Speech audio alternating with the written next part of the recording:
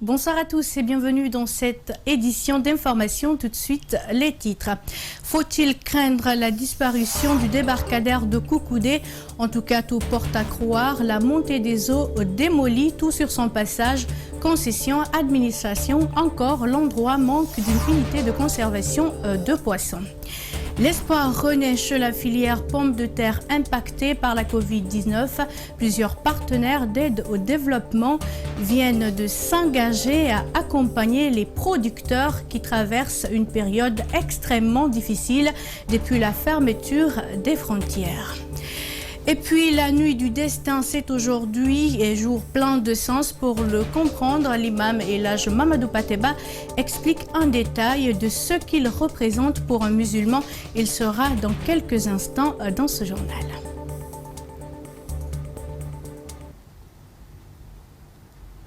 Encore une fois, bienvenue à tous. Comme annoncé dans les titres, faut-il craindre la disparition du débarcadère de Koukoudé?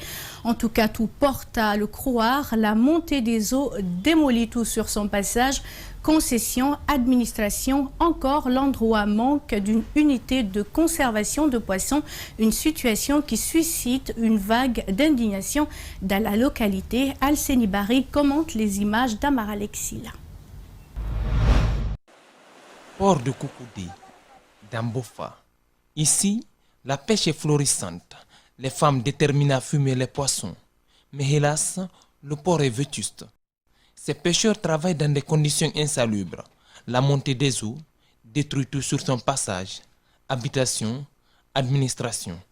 Cette gendarmerie a subi la fureur des vagues. Les images parlent d'elles-mêmes. Pour le moment, le seul problème à notre niveau ici, c'est le port. Le manque d'aménagement. Sans cela, la pêche, vraiment, il n'y a pas eu de problème dans ça. Il y a des poissons. En plus de ça, la marée aussi commence à bouffer le village, tel que au bord de la mer. L'eau est trop montée, il y a d'autres maisons même qui sont parties dans ça. Moi-même, il y a le bandat de ma femme qui est parti dans ça. Tellement la marée est en train de monter. Le manque d'usines de glace pour la conservation des produits halieutiques est une autre peine pour ces pêcheurs. La plus grande quantité de poissons pourrit sur place avant d'être embarqués pour Conakry et l'intérieur du pays. Ce, malgré les efforts de ces fumeuses de poissons. Il y a le poisson, mais il n'y a pas de glace. On a toujours demandé de nous aider à construire une usine de glace ici, mais impossible. Jusqu'à présent, ça ne va pas d'abord. Parce que le poisson qui quitte ici, c'est jusqu'à Zérokouri. Le poisson qui quitte ici, c'est à Conakry, Bouquet, tout. On ravitaille toutes les préfectures. En dépit de la richesse des eaux de mer, ces pêcheurs tirent le diable par la queue. Les barques ne sont utilisables qu'une seule fois, au meilleur des cas. Sinon, elles se détruisent avant une prochaine aventure. D'ailleurs, beaucoup ont décidé d'abandonner le métier de la pêche. Tu peux préparer un nouveau barque ici. Le fait que tu as fait descendre le barque là ici, 2 ou 3 mois, ça trouverait que le barque est gâté. Il y a beaucoup de cailloux ici. Il faut que le gouvernement n'a qu'à nous aider ici. Nous, on n'a pas de solution ici. On a trop souffert de ça. C'est à cause de ça ici, beaucoup de pêcheurs sont retirés à cause de ça. Ce port de Koukoudé, qui aurait dû être fer de lance dans le ravitaillement en produits halieutiques du pays, reste dans le rêve. La vie de ces populations de Koukoudé semble plus que jamais menacée avec la montée des eaux et le manque d'infrastructures de base. Allons-nous assister à un nouveau Kabak en Guinée? L'avenir nous édifiera.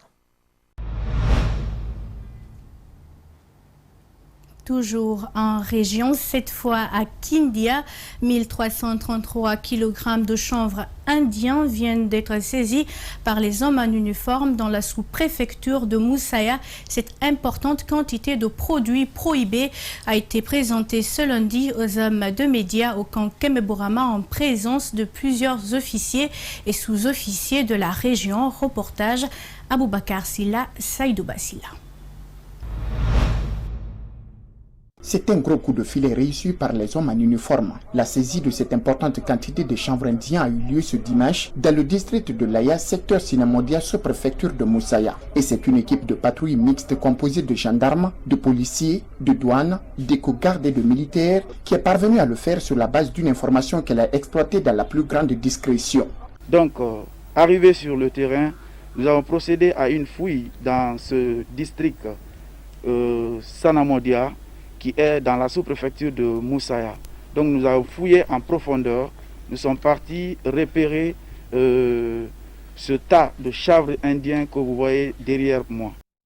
Selon nos informations, les propriétaires de ces stupéfiants pris de peur par le mouvement de la patrouille avaient pris la peine d'évacuer complètement ces produits prohibés pour aller leur mettre dans la brousse. Et c'est de là que les hommes en uniforme ont procédé à la saisie. Bon, quand nous sommes partis sur les lieux, on a trouvé que les villageois avaient évacué du district cette quantité de chanvre indien. Ils sont partis mettre en profondeur dans la brousse.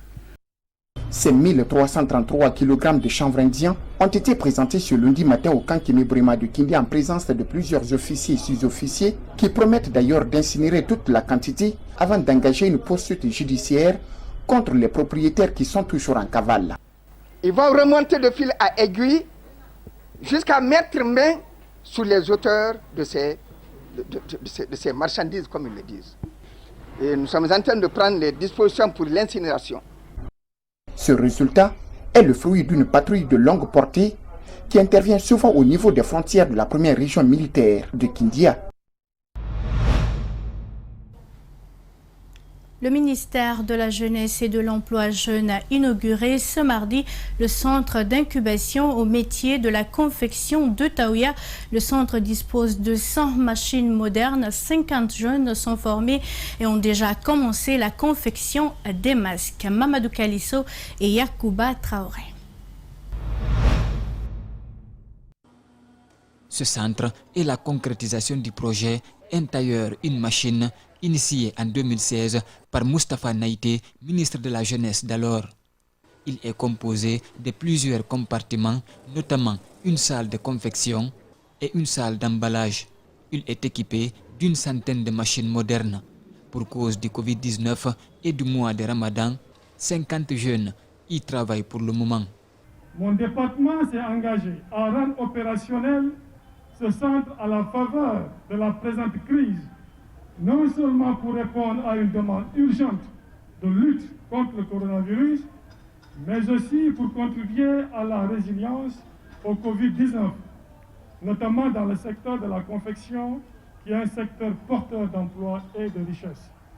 Dans cet atelier, il y a des masques pour les enfants de 6 à 15 ans et pour les adultes. Cette initiative vise à professionnaliser des jeunes tailleurs de l'âge varie entre 15 et 35 ans. L'objectif pour nous de ce centre, c'est de professionnaliser les jeunes. Ça veut dire que nous prenons des jeunes qui savent déjà coudre, qui ont choisi ce métier pour en faire vraiment des professionnels qui peuvent soit se vendre, parce que là, ils vont faire des travaux, parce que quand vous entendez Alfadi et autres, c'est des gens qui sont vraiment reconnus mondialement, donc pourquoi pas des jeunes Guinéens, ou alors qui se mettent aussi en coopérative et qui créent leur propre entreprise. Le centre d'incubation au métier de la confection de Taouya a une capacité de production de 800 à 1000 masques par jour. Chaque tailleur reçoit une prime de 1500 francs guinéens par masque. Le ministère de la Jeunesse s'engage par ailleurs dans la lutte contre le coronavirus en distribuant 100 000 masques et des kits de lavage de mains aux citoyens de Conakry.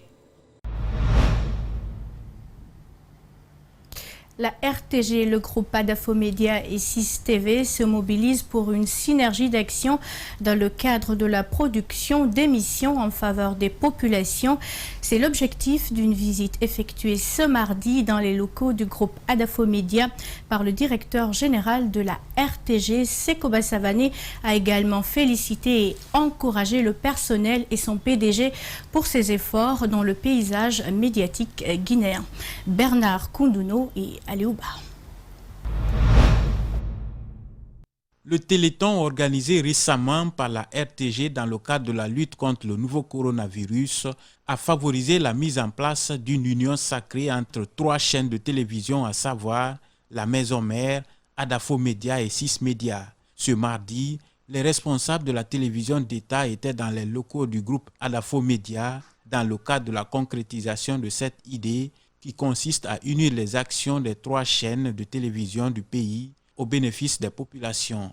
C'était tout à fait normal que je vienne quand même rencontrer mes frères directeurs qui étaient avec moi à la RTG pour venir d'abord leur donner l'assurance de ma collaboration, mais aussi montrer à leur personnel que nous sommes quand même engagés désormais dans une dynamique à laquelle tout le monde doit participer, y compris nos personnels respectifs. Cette main tendue est une première dans l'histoire médiatique guinéenne. Le patron du groupe Adafo Média se réjouit de la démarche qui permettra à ces 3 médias, entre autres, la production des émissions en synergie pour le bien des populations. Aller à une union sacrée, cela ne peut être que bénéfique pour les entités. Je parle de la RTG, je parle de 6 médias, je parle de Adafo Média évidemment, parce que ça se fait ailleurs. Ce n'est pas parce que nous sommes des concurrents qu'on ne peut pas produire des émissions ensemble ou regarder la même direction, parce que c'est d'abord la Guinée, notre pays. Donc pour nous, si ce rêve devient une réalité aujourd'hui, évidemment, on ne peut que se réjouir. Le directeur général de la télévision nationale a mis à profit cette mission pour visiter toutes les installations du groupe Adafo Média pour, selon lui, reconnaître les efforts du groupe de presse, féliciter et encourager son personnel. Vous êtes aujourd'hui un groupe de médias dont il faut reconnaître les efforts et dont il faut connaître aussi la croissance dans le paysage médiatique guinéen.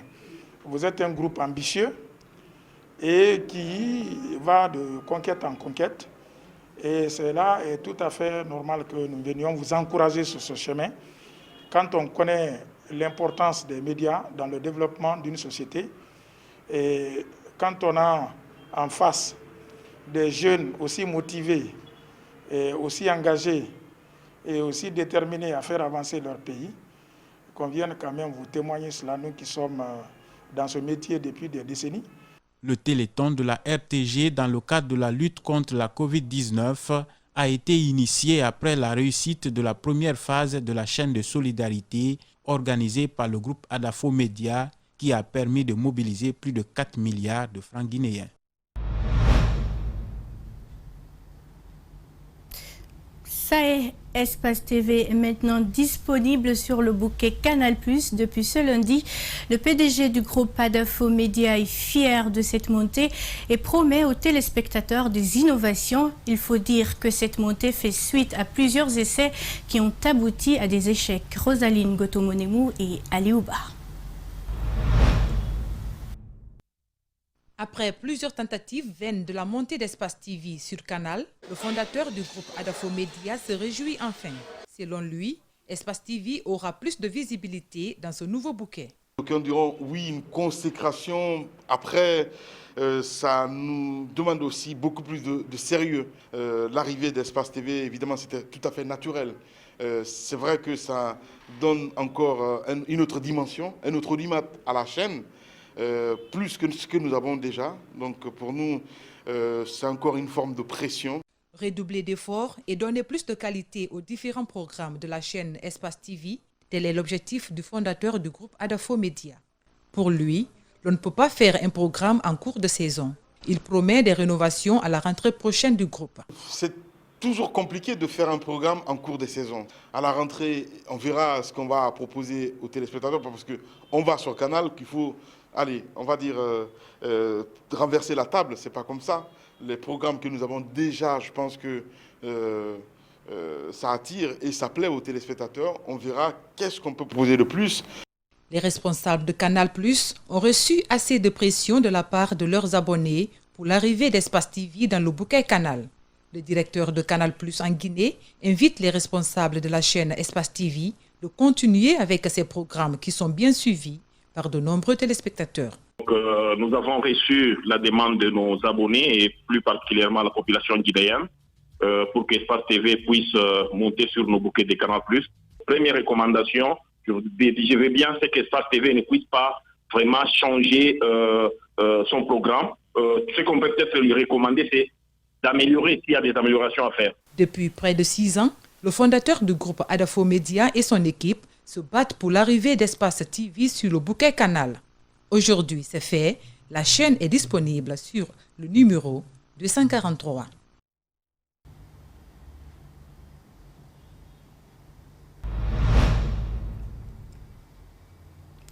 Autre chose dans cette édition, l'Union européenne mobilise une intervention rapide en faveur des populations guinéennes dans la riposte contre la Covid-19. Elle va donc allouer un financement à la structure Terre des Hommes. Ce financement s'étend à 23 milliards de francs guinéens.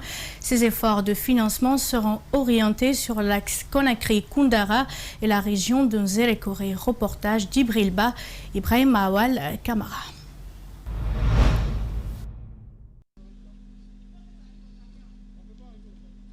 Le coronavirus gagne du terrain en Guinée avec plus de 2000 cas confirmés et 15 décès. Pour contribuer à arrêter la propagation de la maladie, l'Union européenne procède à une intervention rapide de 22,55 milliards de francs guinéens. Le montant va être un complément pour les actions de riposte sur l'axe routier Conakry-Koundara dans sa partie ouest et le sud de la région des Érékolés. L'ONG Terre des Hommes bénéficie de ce contrat. Les actions financées se structurent en 3 axes. La prévention, le contrôle de l'infection et la coordination de la riposte.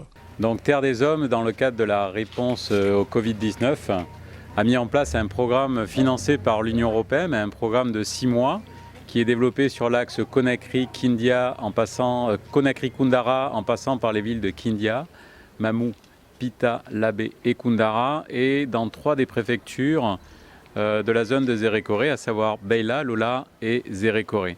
Ce programme a pour ambition d'accompagner le gouvernement dans sa coordination au niveau de la réponse au Covid-19. Donc pour ça, on va travailler avec les DRS et les DPS au niveau du ministère de la Santé, au niveau des provinces et des préfectures. Mais on va aussi faire une campagne de masse auprès de la population qui vit sur toutes ces zones que je vous ai présentées. Ça va toucher à peu près 1,8 million d'habitants qui vont être sensibilisés à qu'est-ce que c'est le Covid, à la fois ses symptômes, les risques, et la manière de se protéger face à cette pandémie. Le projet prévoit également de toucher environ 1500 détenus, un groupe extrêmement vulnérable au Covid-19, dans 9 prisons pour les accompagner dans la lutte contre la propagation du coronavirus en milieu carcéral. Au total, c'est 1,8 million de personnes habitant dans les villes de Conakry, Kindia, Mamou, Pita, Labé, Koundara, Beila, Lola et Zérékoré qui seront touchés par le projet. Ceci constitue la première action d'envergure de riposte contre la Covid-19 qui ne concerne pas que la ville de Conakry, épicentre de l'épidémie dans le pays. Bien que relativement préservées jusqu'ici, les villes de province représentent une zone à haut risque compte tenu de la fragilité du système de santé. Maintenant, dans le cadre, comme on appelle, de la propriété des centres de santé, nous avions mis aussi des kits d'hygiène en place. Ces kits d'hygiène sont composés de balais, de raclettes, de blouses pour les travailleurs, d'imperméables, de bottes, de seaux. On a même mis en place dans le cadre, comme on appelle, de la répartition des tri. On a des déchets pour la santé, des déchets pour les ménages. Tout ça, ce sont des kits qui seront disponibilisés à l'intérieur du pays. Ce nouveau projet vient en complément des mesures d'accompagnement déjà prises par l'Union européenne en Guinée pour freiner la propagation du virus en s'appuyant sur les projets de coopération en cours.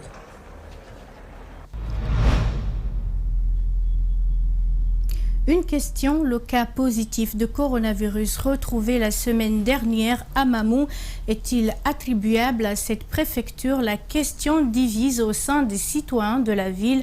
Pour clore le débat, la directrice préfectorale de la santé de Mamou apporte des précisions et parle de 32 contacts recensés depuis la ville Carrefour. Suivez cette correspondance de Alpha Mamoudou Bari. Le malade de coronavirus retrouvé à milieu de semaine dernière à Mamou continue d'alimenter les débats dans la cité. Le cas est-il attribuable à la préfecture de Mamou? La directrice préfectorale de la santé apporte des précisions. C'est une mission de FHI 360 qui était venue à Mamou. Ils avaient fait leur test avant de quitter Conakry. Mais puisque ils avaient accusé un petit retard pour avoir le résultat, et leur autorisation de sortie voulait expirer, ils ont préféré venir. Arrivé ici, le résultat est sorti. Il s'est trouvé que l'un d'entre eux était positif. Ils étaient 2 dans la voiture. Pas de polémique donc. La préfecture de Mamou n'a enregistré aucun cas positif de Covid-19, en tout cas pour le moment. C'est un cas de Conakry qui a été retrouvé à Mamou, qu'on a pris en charge pour ramener directement au CTP de Kindia et où on est en train de faire le suivi des contacts. Par rapport à ces cas contacts, la DPS nous parle de 32 personnes recensées à 2 niveaux. Maintenant, on a recensé 2 contacts directs du monsieur et 30 contacts de son contact. C'est des 30 contacts du patron. Et à ce jour, ce monsieur a été testé une 2e fois à Conakry. J'ai reçu même son attestation, il est négatif. Ce qui veut dire que les 30 ont été libérés parce que le monsieur est négatif. Et nous sommes rentrés en contact qu'avec lui. Les 2 autres sont en train d'être surveillés. La question que l'on ne cesse de se poser dans la ville est celle de savoir comment ces 2 missionnaires ont pu avoir l'autorisation de sortir de Conakry alors que le résultat de leur test n'était pas disponible.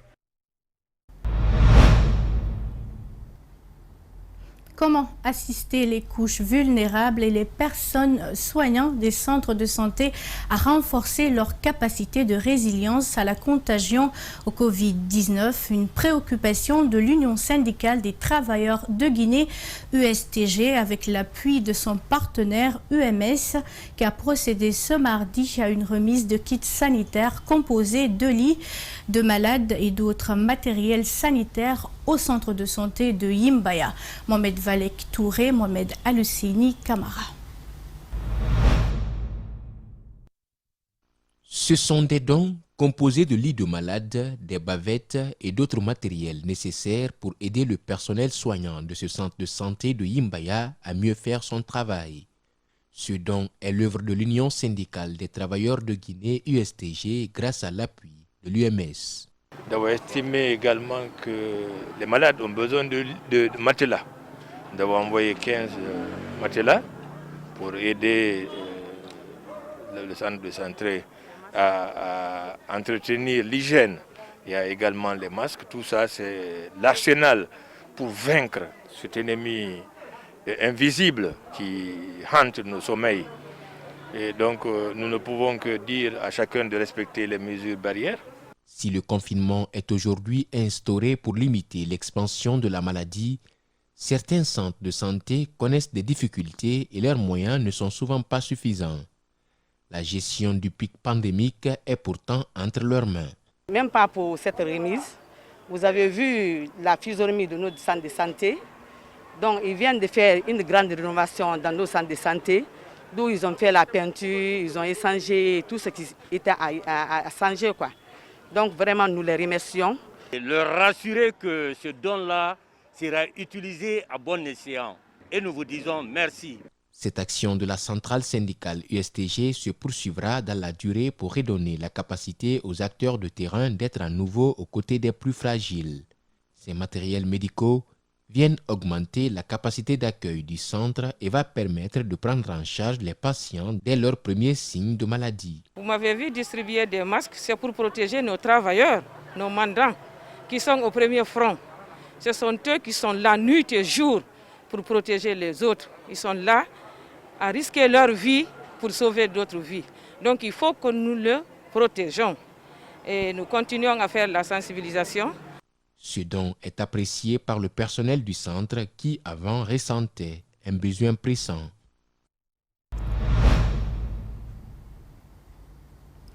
Après l'émission Info Brut qui a exposé les menaces réelles qui pèsent sur la filière pommes de terre impactée par la Covid-19, l'espoir commence à renaître chez les acteurs du secteur.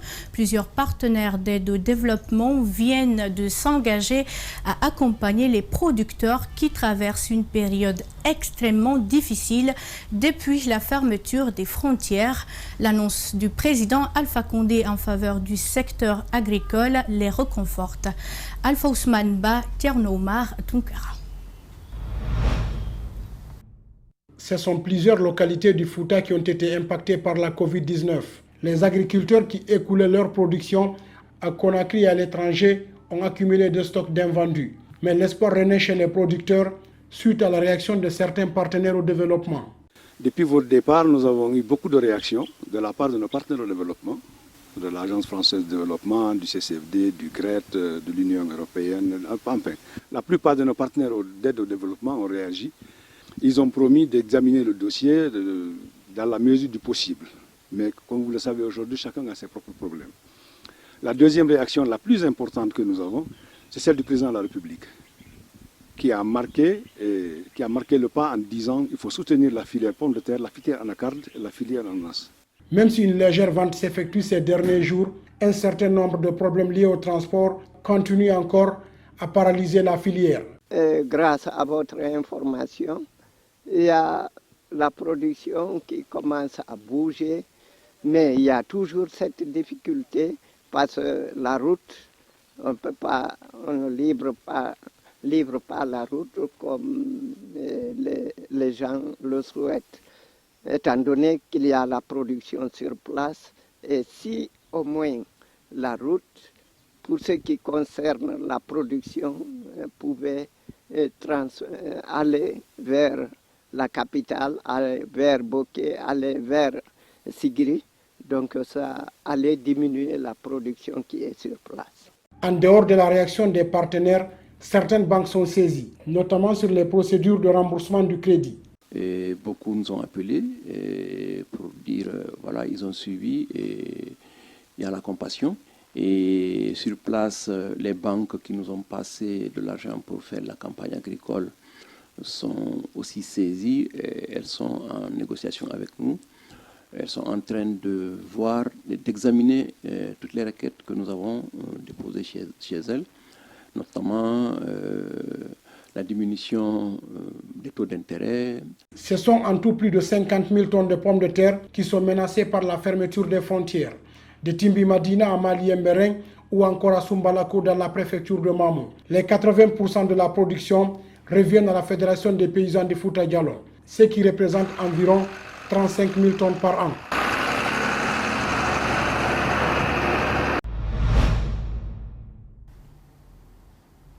Vous le savez peut-être, la nuit du destin, c'est aujourd'hui, jour plein de sens pour le comprendre. L'imam Elhadj Mamadou Pateba explique un détail de ce qu'il représente pour un musulman dans ce mois de Ramadan. Il est au micro de Aliouba. Bon, l'importance de Laylatul Qadr, Dieu nous a dit que Laylatul Qadr khayrun min alfi shahr. Laylatul Qadr est meilleur que 1000 mois. 1000 mois veut dire 83 ans et 4 mois. Donc, adorer Dieu dans cette nuit est meilleur que adorer Dieu dans 83 ans. Donc, le prophète a dit, celui qui adore Dieu dans la nuit du destin, et qui croit en Dieu, et qui croit à sa récompense, sera pardonné de tout ce qu'il avait fait avant la nuit là. Ça, c'est très important pour un musulman. C'est pour cela, le prophète, paix et salut sur lui, quand les 10 derniers jours du mois du Ramadan venaient, il attachait la ceinture, il réveillait sa famille, et il redoublait l'effort. MTN Guinée a offert un important lot de kits sanitaires et de vivres à 2 lieux de culte de Conakry. Il s'agit des mosquées Ouaréa de Lambagny dans la commune de Ratoma et Kaba de Kissoso dans la commune de Matoto. Les bénéficiaires se disent satisfaits du geste de la société mobile. Mariam Fodé Kamara, Mohamed Alousseni et Kamara. Le mois de Ramadan coïncide cette année à la crise sanitaire causée par le coronavirus. Sans doute, plusieurs fidèles musulmans ont des difficultés à joindre les deux bouts, d'où l'idée de MTN de venir en aide aux nécessiteux en passant par les mosquées. Donc, en guise de soutien à la population, aux personnes démunies qui, en cette période de pénitence, ont besoin de denrées alimentaires, mais aussi ont besoin de se prémunir contre le risque de propagation du coronavirus, alors MTN a jugé nécessaire de donner un coup de main à la population à travers les chefs religieux. L'imam Ratib de la mosquée de Waria ne cache pas sa joie après avoir reçu ce coup de pouce de MTN. Il promet de faire un partage équitable. Nous sommes très contents et nous a envoyé 10 sacs de sucre, 10 sacs de riz, 8 cartons de savon et 40 kits de lavage. Ça, c'est bon. Et ensuite, la protection aussi également. Donc, je suis content. MTN est venu au moment où il doit venir. De Lambagny, direction la mosquée et Kaba de Kisoso pour les mêmes raisons. Là aussi, le collectif des imams s'est réjoui du geste et a remercié et félicité MTN. Si aujourd'hui ils pensent à nous, de venir nous faire ces cadeaux, vraiment, nous les remercions beaucoup et nous prions le bon Dieu que la société avance et qu'il y ait la paix et la concorde et l'entente entre les travailleurs. Nous prions le bon Dieu aussi que cette maladie Covid-19, Dieu nous éloigne, qu'il nous protège tous et toute notre famille de cette maladie. À l'image de Conakry, certaines villes de l'intérieur du pays bénéficient de ce geste de MTN. Le coût global s'élève à 55 millions de francs guinéens. C'est tout pour ce journal à tous. Merci de l'avoir suivi. Le coronavirus est une réalité. Respectons les gestes barrières. Au revoir.